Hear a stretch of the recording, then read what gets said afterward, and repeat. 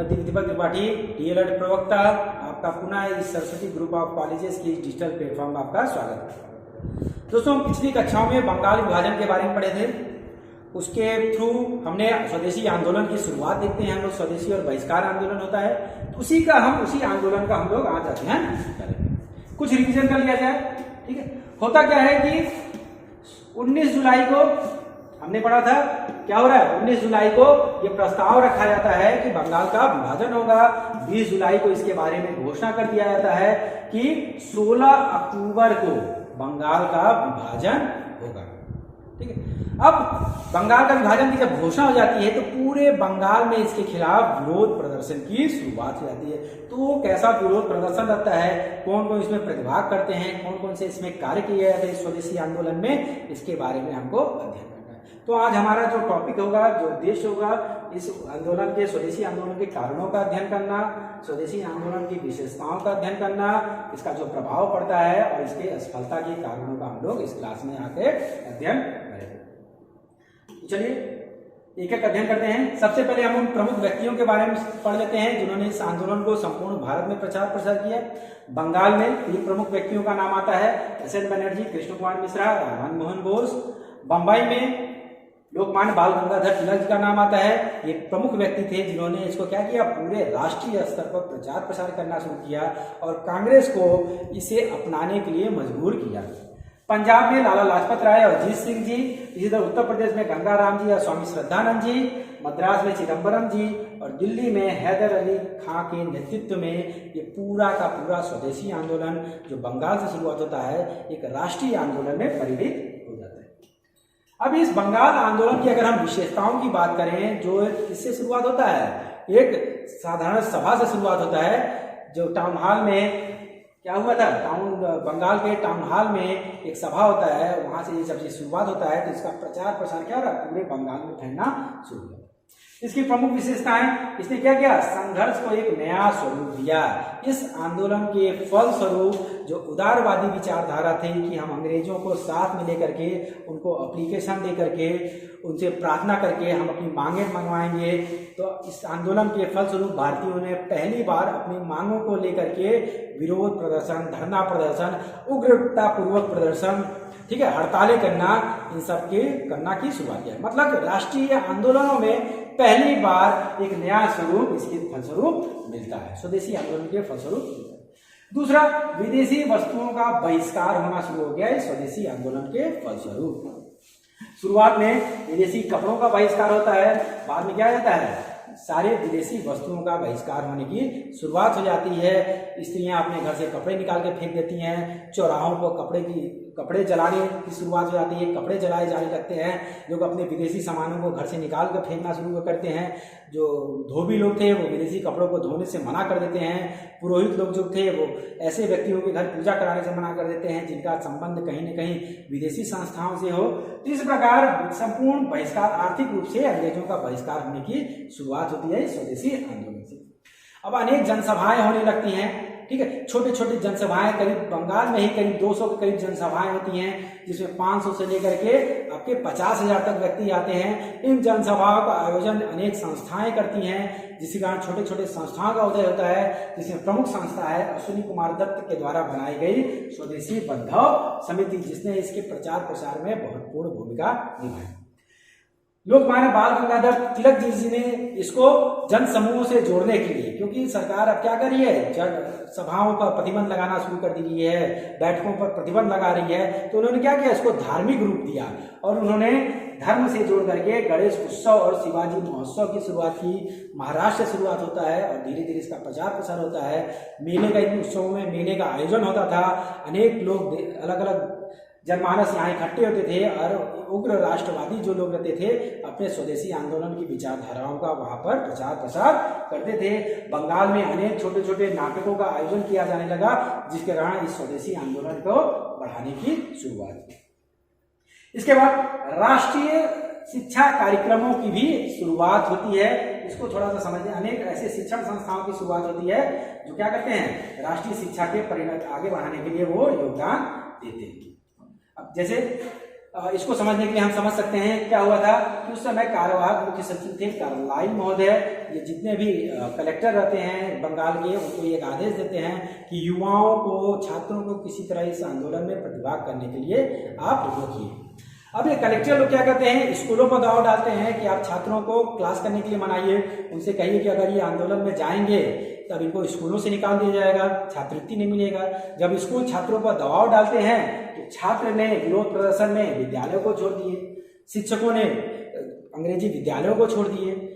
तब महसूस हुआ कि उन छात्रों और जो अध्यापक रहते हैं इनके लिए शिक्षण की तो व्यवस्था होनी चाहिए। तब समाज सेवी वर्ग ने, जो वर्ग था, जो अध्यापक वर्ग था, सभी ने मिलकर के इन भारतीय छात्रों ने, जिन्होंने इस आंदोलन में अपने विद्यालय को छोड़ दिए थे, उनकी शिक्षा व्यवस्था के लिए अनेक शिक्षा संस्थाओं को खोलने की शुरुआत। जिसमें प्रमुख क्या है, डांस सोसाइटी, जिसका निर्माण किसने किया, सतीश चंद्र मुखर्जी ने जी किया।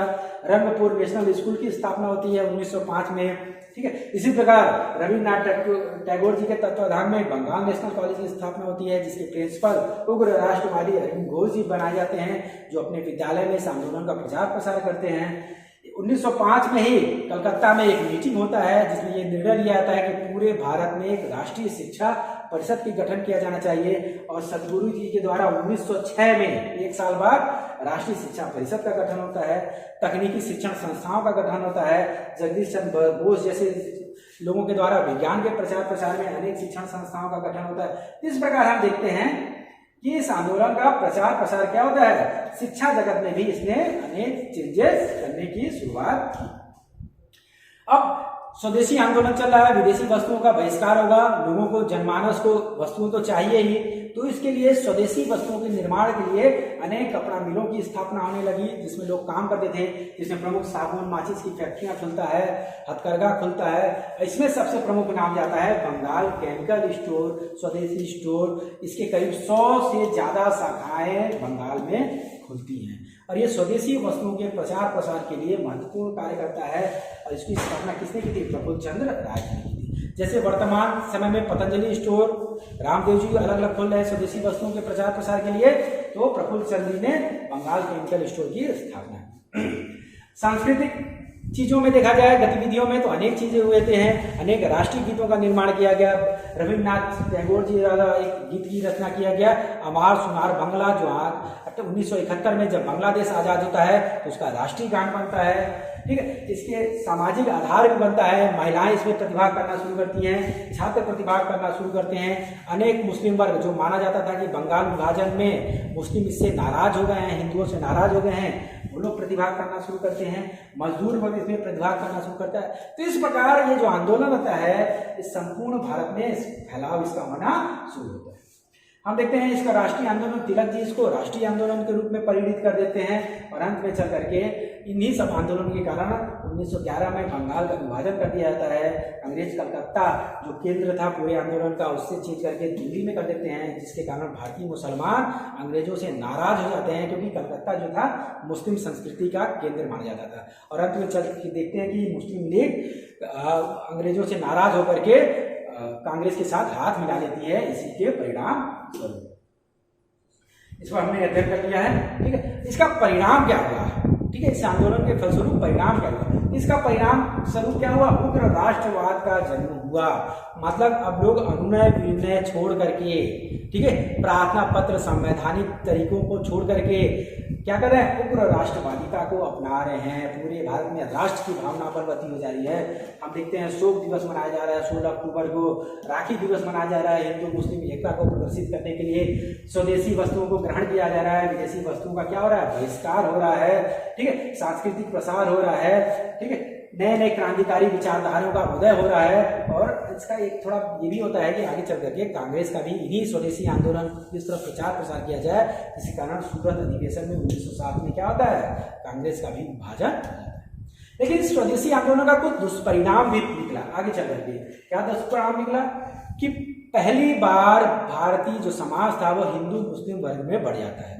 और जो हम कहते हैं कि पश्चिमी बंगाल के जो मुस्लिम थे और पूर्वी बंगाल के मुस्लिम थे, दोनों में मतभेद होना शुरू हुआ। अब पूर्वी बंगाल के मुस्लिमों को लगता था कि हमको सारा फैसिलिटी मिलेगा, और ये जो हिंदू लोगों को पहले जो फैसिलिटी मिलता था अब ये लोग इसका विरोध कर रहे हैं। अब जब कांग्रेस का समर्थन करने लगता है तो मुस्लिमों में ये प्रचार प्रसार होने लगता है कि जो कांग्रेस है वो किसकी पार्टी है, वो हिंदुओं की पार्टी है। तो इसलिए अंत में चल करके 1906 में जो मुस्लिम प्रमुख नेता आगा खां उस समय रहते हैं, वो तत्कालीन वायसराय लॉर्ड मिंटो द्वितीय से 10 अक्टूबर 1906 में शिमला में जाके मिलते हैं और कहते हैं कि आप हम लोग के लिए कुछ व्यवस्था कीजिए। वो करने के क्यों नहीं अपने आप एक अलग पार्टी बना लेते हैं कांग्रेस के मुकाबले। यहाँ से उनके नवाब समीउल्लाह जी जो बंगाल ढाका के नवाब रहते हैं, इनके सहयोग से 30 दिसंबर 1906 में अखिल भारतीय मुस्लिम लीग का गठन होता है, जिसको मेन उद्देश्य क्या रखा गया है कि एक राजनीतिक पार्टी के रूप में मंजूरी हो और ये मुस्लिम हितों की जो रक्षा कर सके।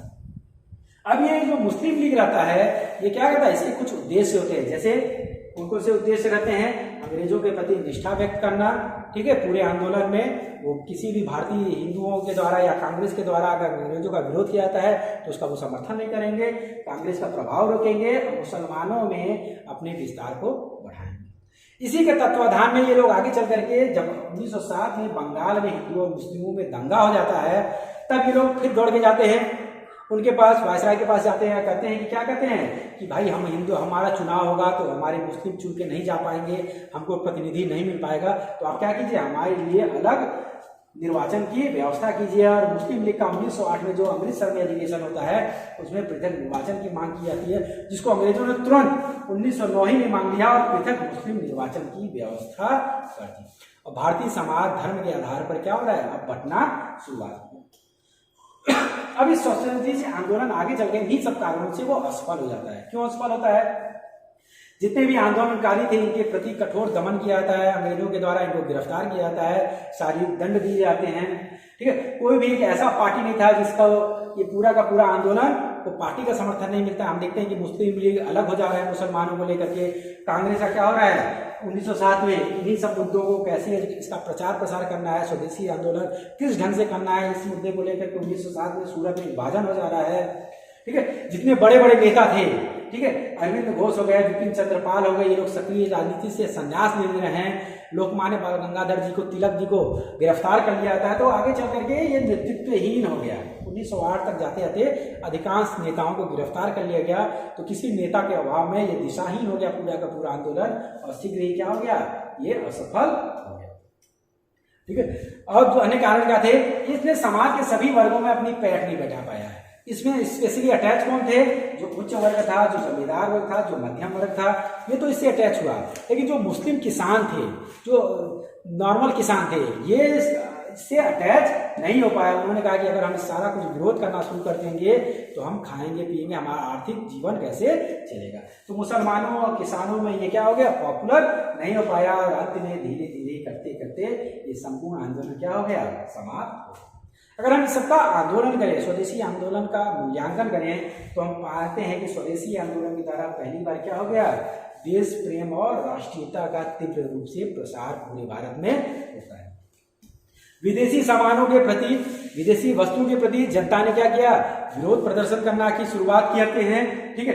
पहला यह आंदोलन था पूरे भारत इतिहास में जिसमें छात्रों और महिलाओं ने क्या किया, बढ़ चढ़ करके हिस्सेदारी लिया। इससे पहले नेता लोग लेते थे, समाज सेवी लोग लेते थे, लेकिन पहली बार कौन ले रहा है, छात्र और महिलाओं ने पूरे आंदोलन में भाग लेने की शुरुआत की, ठीक है। स्वतंत्रता आंदोलन ने सिस्टम, विरोध प्रदर्शन करने का सिस्टम चेंज कर दिया, ठीक है। पहले क्या होता था, उदारवाद का दौर था, अब क्या हो गया, अतिवाद का शुरुआत होता है, उग्र राष्ट्रवाद की शुरुआत हो जाती है 1905 के बाद।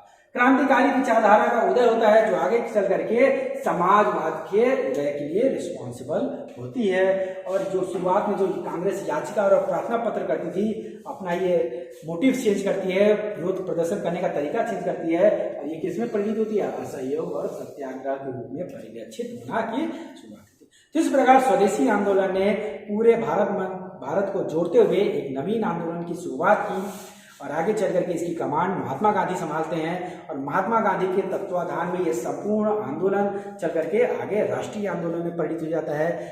आगे चल करके मुसलमान भी मुसलमानों का जो नेतृत्व करता पार्टी रहता है मुस्लिम लीग, ये भी कांग्रेस के पास आ जाता है। और लखनऊ पैक्ट के द्वारा कांग्रेस और मुस्लिम लीग इकट्ठे होकर के अंग्रेजों का विरोध प्रदर्शन करने की शुरुआत करते हैं। तो अगले क्लास में हम लोग पढ़ेंगे कि जब ये लोग इकट्ठे विरोध प्रदर्शन करना की शुरुआत करते हैं तब ब्रिटिश सरकार क्या करेगा, इसके बारे में रॉलेट एक्ट किस तरह लाता है, असहयोग आंदोलन कैसे होता है, इस सब के हम बारे में अध्ययन करेंगे। इसी के साथ आज का हम क्लास समाप्त करते हैं। ओके, थैंक यू, धन्यवाद।